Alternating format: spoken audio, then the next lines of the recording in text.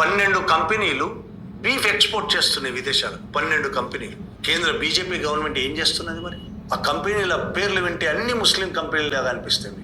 అల్ Kabir limited హైదరాబాద్లోనే ఉంది. Al Kabir limited, Arabian export, MKR export, Al Noor export, AOV export, standard frozen limited, Pane products, Harshni agro, Hind agro limited, Kausar exports, Mirha export, Irani beef limited.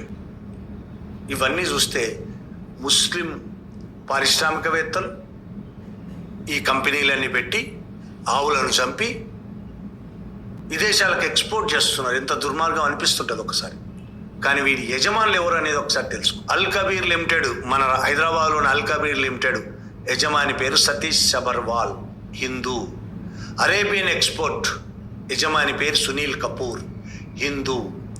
MKR export యజమాని పేరు Madan Abbott, Hindu. Al Noor export యజమాని పేరు సునీల్ సూద్, హిందూ.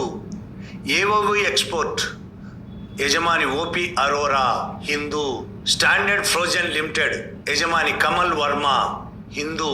పానే products యజమాని ఎస్ శాస్తి కుమార్, హిందూ. హర్ష్ని ఆగ్రో యజమాని కె రాజేంద్ర, హిందూ.